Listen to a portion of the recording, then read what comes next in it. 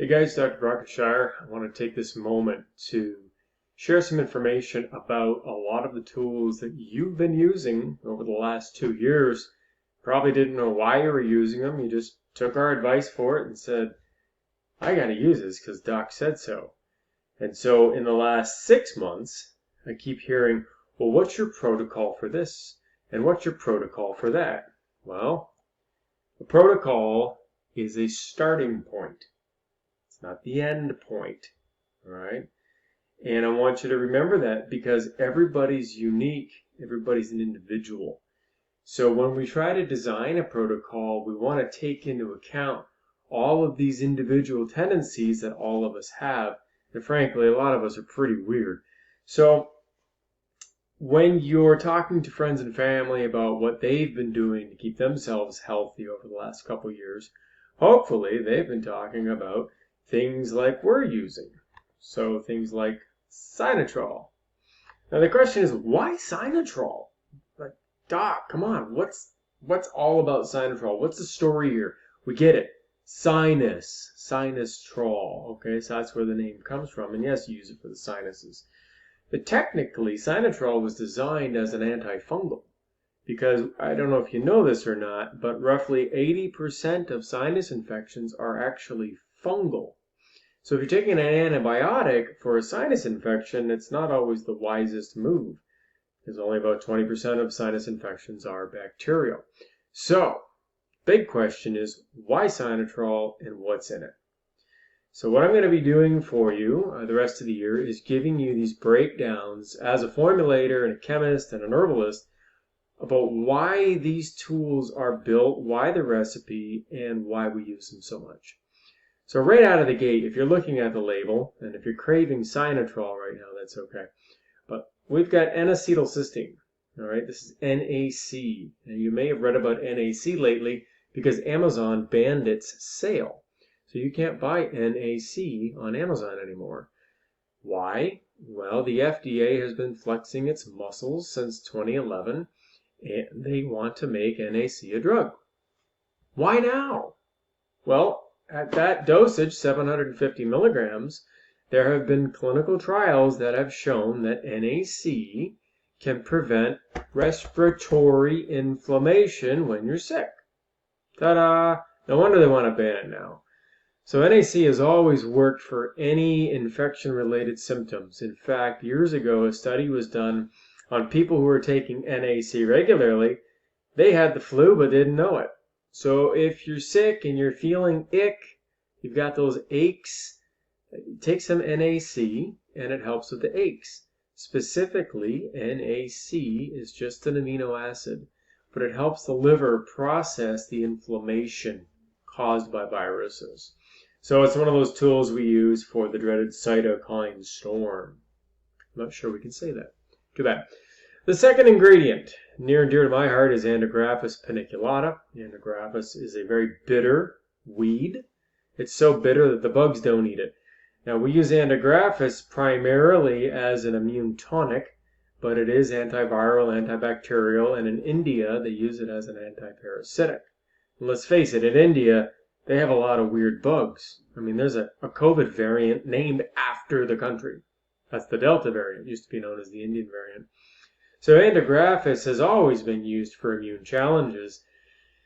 The longer you use Andrographis, the less you need it. All right? And one of the things Andrographis does for us as a mammal is it protects our livers from stuff that you make on the inside. One of the problems with chronic viral infections is you end up with liver inflammation. So it's good to use Andrographis on an ongoing basis. Thyme, I'm sure most of you have smelled thyme in your spice cabinet. And when you think about thyme, I want you to think of it as an antifungal. So keeping this area clean all the time uses thyme.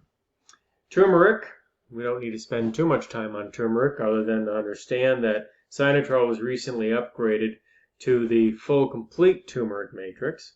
So if you've noticed your capsules are a little yellower than normal, that's the new turmeric. Very high in curcuminoids. Turmeric is used for a variety of issues. We're using it in this case as an anti-inflammatory and also to thin out the mucus. But keep in mind that when you use turmeric long term, it's a mood elevator. Okay? And there was a study recently done on high doses of turmeric in people with phobias. And the main phobia was the fear of failure. So they used high doses of turmeric, and what they found is that those people who were petrified of failure started to lose that phobia. They started to rise above their fears because of turmeric. So you could say then that fear must be inflammatory. It's in this formula to help the immune system buffer some of that inflammation. But hopefully you're using turmeric on a daily basis. And go ahead and cook with turmeric. All right? It's good to get it from a bunch of different sources. The other ingredients we're looking at include some classic ingredients for stress support. Eleutherococcus right here, Eleuthero, which used to be called Siberian ginseng. That's a nice adaptogenic herb, which means it helps us get used to stuff. And we can all use a little more of something like that, help us get used to stuff. We've been using a Chinese mushroom formula called Adapt, so we need some adaptogenic help. But there's also evidence that Eleutherococcus, Siberian ginseng, is an antiviral. So it's good that it's in here. Bromelain comes from pineapple. That's an enzyme. You would take bromelain as a way to digest mucus. Good thing it's in a sinus formula. Berberine, in this case, it's the hydrochloride. Berberine is one of those ingredients in the plant golden seal that's very good for the sinuses. But berberine by itself at this dosage, which is 100 milligrams, is also good as an antimicrobial, antifungal, antiparasitic, and it also does some unique things to the microbiome. So the inflammation that can set up in the microbiome when you're sick can be mediated by berberine. So that's important to remember, that berberine also helps metabolism. Perfect. Last but not least, we have licorice root, the root extract, not the Twizzler, right? This is real licorice. Down here it says it's 12% glycyrrhizin. So that is the component in licorice that's antiviral. All right. So you know that you're going to get, well, hang on, come on, let's do some math. What's 12% of 100? 12. So we have 12 milligrams of glycyrrhizin in 3 capsules of Cyanotrol. We're trying to get 20 milligrams a day, and we'd like to get 1,500 milligrams of this a day, and so on and so forth. You can see where we're going.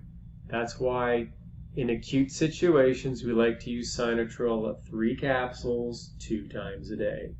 That covers all the bases. Hopefully when you see the ingredient list like this and you realize what's in it, you go, now I know why I've been taking it so long, because it works and it's convenient. It's 6 capsules. It's covering all these bases at once.